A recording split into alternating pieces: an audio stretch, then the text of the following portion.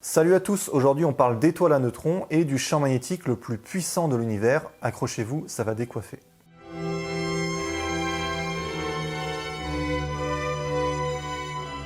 Voici Sirius, l'étoile la plus brillante du ciel nocturne. Elle est située à 9 années-lumière de la Terre, c'est la 5e étoile la plus proche de nous, sans compter le Soleil. Vous ne remarquez rien?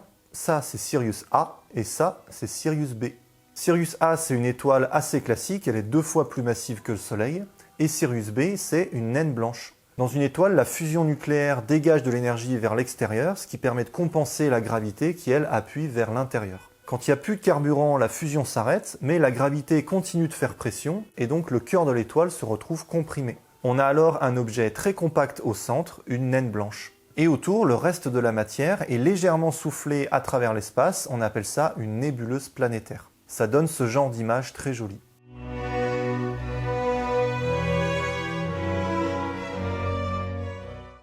Donc là, on a représenté Sirius B, la naine blanche, et vous voyez qu'elle fait à peu près la même taille que la Terre, alors qu'elle a la masse du Soleil.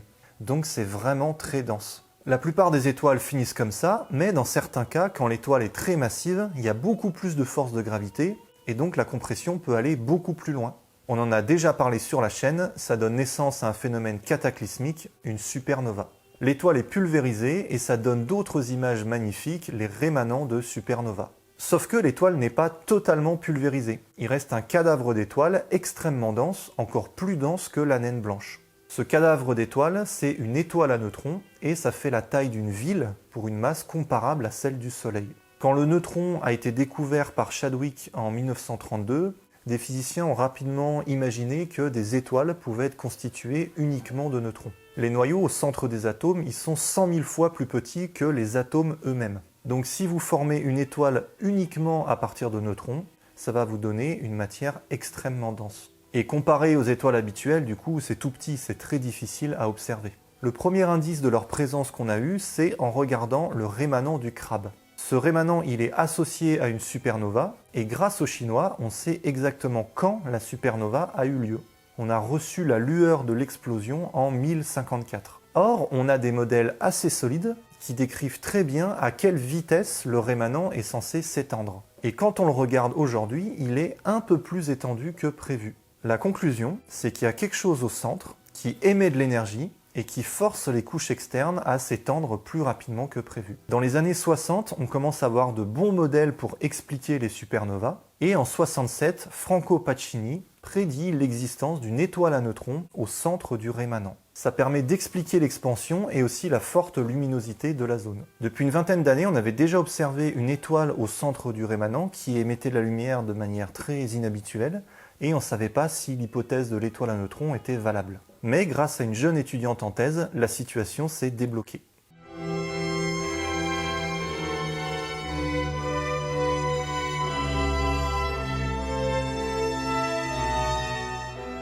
En 1967, Jocelyn Bell est une étudiante à Cambridge qui étudie les signaux radio en provenance du ciel. En analysant les données, elle trouve quelque chose de très intriguant, un signal périodique en provenance d'une source fixe. Pour plaisanter, l'équipe l'appelle LGM1 comme Little Green Men, les petits hommes verts. Effectivement, le signal est très régulier, il y a un pic toutes les secondes à peu près, et ça peut faire penser à une source artificielle. Mais rapidement, d'autres signaux du même type sont découverts en regardant dans d'autres directions. Et on finira par capter les mêmes oscillations dans le domaine visible en provenance de la fameuse étoile qui est au centre du rémanent du crabe. Donc on avait déjà vu l'étoile, mais on n'avait pas vu les oscillations tout simplement parce qu'elles sont beaucoup trop rapides.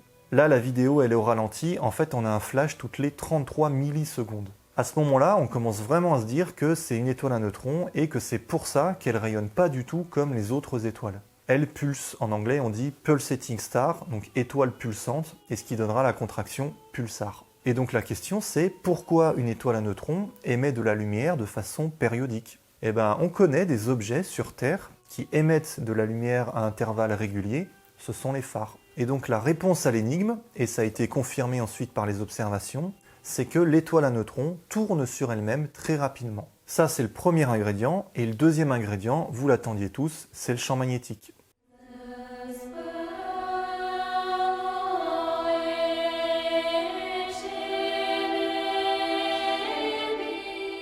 On l'a vu dans la vidéo sur l'inversion des pôles, le champ magnétique terrestre, il est symétrique par rapport à un axe, et c'est ça qui donne les pôles magnétiques. Et cet axe, il n'est pas aligné avec l'axe de rotation de la Terre, c'est pour ça que le pôle nord géographique et le pôle nord magnétique ne sont pas au même endroit. Le pôle nord géographique, il est sur l'axe de rotation, et le pôle nord magnétique, il est sur l'axe de symétrie du champ magnétique. Et bien pour l'étoile à neutrons, c'est pareil, l'axe magnétique n'est pas aligné avec l'axe de rotation, et donc quand l'étoile tourne, le pôle nord magnétique tourne également. Or, on l'a vu, avec le champ magnétique terrestre, les particules chargées ont tendance à être attirées vers les pôles magnétiques. C'est ça qui donne les aurores boréales.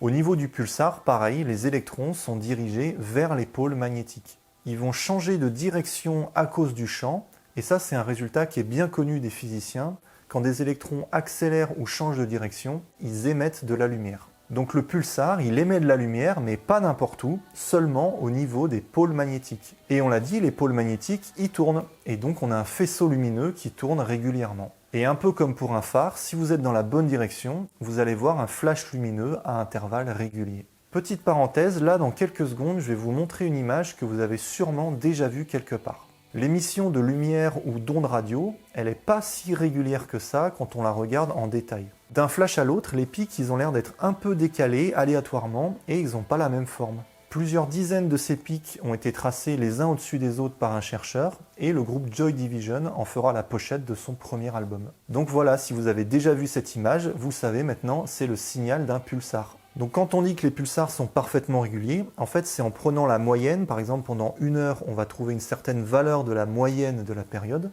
et si on refait la même moyenne 1 semaine plus tard, on va retomber exactement sur la même valeur. Par contre si on refait la moyenne 10 ans plus tard, là on observe quelque chose de très intéressant, le pulsar ralentit progressivement.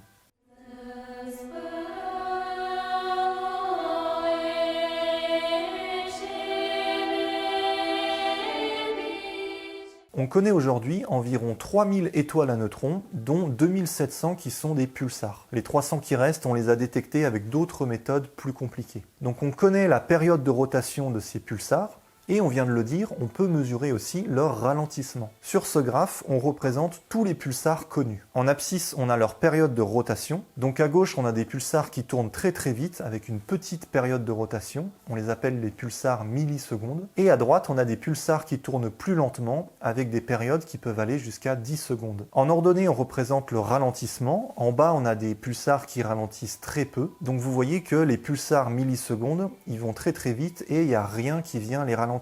Ils sont en bas, ils ralentissent très peu. Et plus on monte sur le graphe, et plus le ralentissement est fort. Et ce qu'on remarque, grâce au code couleur, c'est qu'on a deux populations principales. En rouge, les pulsars isolés, et en violet, les pulsars qui ont un compagnon. La plupart des étoiles font partie d'un système binaire. En fait, on a deux étoiles qui se tournent autour. C'est le cas avec Sirius A et Sirius B par exemple. Si l'une des deux étoiles explose en supernova, ça peut souffler la deuxième, et donc on a un pulsar qui se retrouve tout seul. Mais parfois la deuxième étoile n'est pas soufflée, et donc on a encore un système double, avec une des deux étoiles qui s'est transformée en pulsar. Et qu'est-ce qu'on remarque sur le graphe? Quasiment tous les pulsars qui sont en bas à gauche, les pulsars millisecondes qui tournent très vite, ils sont quasiment tous en violet. Ils ont quasiment tous un compagnon. Coïncidence rigolote, mais qui n'en est peut-être pas une. En fait, quand les scientifiques voient ça, ils se régalent parce qu'il y a forcément un mécanisme physique derrière à expliquer. Alors, qu'est-ce qui pourrait faire accélérer les pulsars et former des pulsars millisecondes? Eh bien, l'explication qu'on donne, c'est que le pulsar cannibalise son compagnon.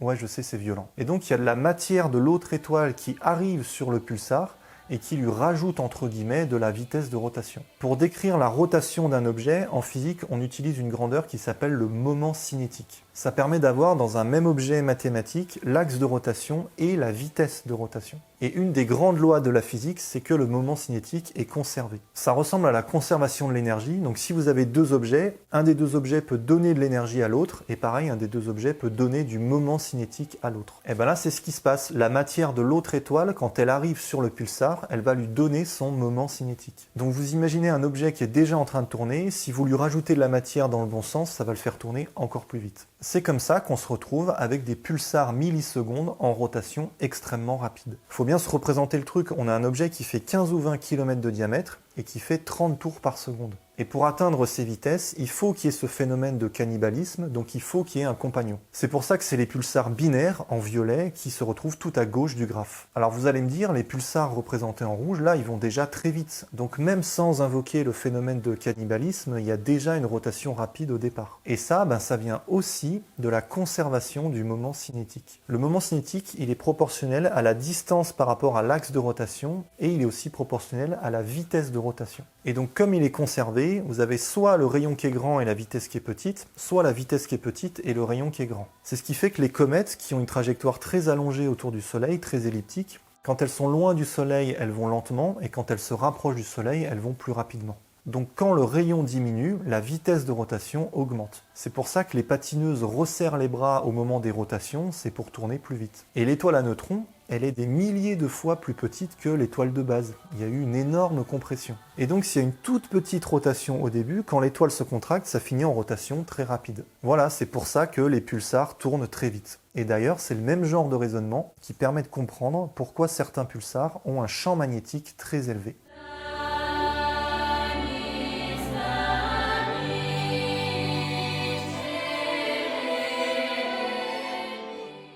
Au moment de l'effondrement de l'étoile, la vitesse de rotation augmente énormément, on l'a dit, à cause de la conservation du moment cinétique. Et il y a autre chose qui est conservée lors de l'effondrement, c'est le flux magnétique. Le flux, c'est un peu comme le débit du champ magnétique à travers une surface. Pour le débit d'un fleuve, on a l'habitude. Quand le fleuve est large, il s'écoule lentement. Et quand le passage rétrécit, la vitesse augmente. Pour le champ magnétique, c'est pareil. Si le champ circule à travers une grande surface, il va avoir une valeur assez faible. Et comme le flux est conservé, quand l'étoile se contracte, le champ magnétique il se retrouve à traverser une toute petite surface. Et donc il va avoir une valeur très importante. Pour la vitesse, si l'étoile est 1000 fois plus petite qu'avant l'explosion, la vitesse de rotation va être multipliée par 1000. Mais on l'a dit, pour le champ magnétique, ce qui compte c'est le flux à travers une surface. Et quand vous réduisez les distances de 1000, les surfaces, elles sont divisées par 1000 au carré, donc par 1 million. Et donc par conservation du flux, l'intensité du champ magnétique va être multipliée par 1 million quand l'étoile se contracte. Un champ magnétique aussi puissant, c'est pas sans conséquence sur l'étoile.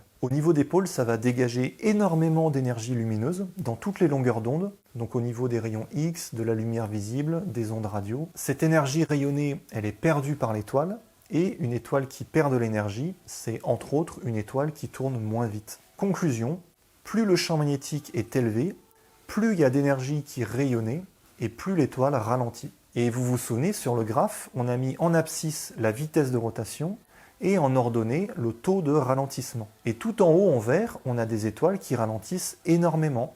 Ça, c'est le signe d'un champ magnétique extrêmement intense. D'ailleurs, c'est confirmé par le fait que ces pulsars sont très jeunes. D'habitude, les pulsars qui sont à droite du graphe, ils sont un peu vieux. C'est des pulsars qui ont eu le temps de ralentir pendant des milliers d'années. Or là, c'est pas ça, les pulsars en vert, ils sont très jeunes. Et s'ils vont lentement, c'est parce qu'ils ont freiné très vite dès le début, à cause d'un champ magnétique surpuissant. Ce sont des pulsars magnétiques, on appelle ça des magnétars. Pour rappel, le champ magnétique terrestre, c'est 50 millionièmes de Tesla. À la surface du Soleil, ça peut monter à 1 Tesla. Pour une étoile à neutrons typique, on a un champ entre 10 000 et 100 000 Tesla. Ça commence à piquer un peu. Et pour un magnétar, ça peut atteindre le milliard de Tesla. Autant vous dire qu'il vaut mieux ne pas se trouver à côté. Je rappelle, c'est un objet qui fait 20 km de diamètre. Et si vous vous trouvez à moins de 1000 km du magnétar, vous êtes mort. En fait, le champ magnétique, il est tellement intense que ça va totalement déformer vos atomes, ils vont devenir ultra fins, et donc ça va désagréger complètement vos molécules. Il y a plein d'autres effets bizarres, les photons vont se séparer en deux. La lumière qui oscille dans une direction, elle va aller moins vite que la lumière dans la direction orthogonale, on appelle ça la biréfringence. Et ça arrive dans certains cristaux bien particuliers, mais normalement pas dans le vide. Voilà, il y a encore plein de choses à découvrir sur les pulsars, l'intérieur des étoiles à neutrons notamment, on ne sait pas exactement de quoi c'est constitué.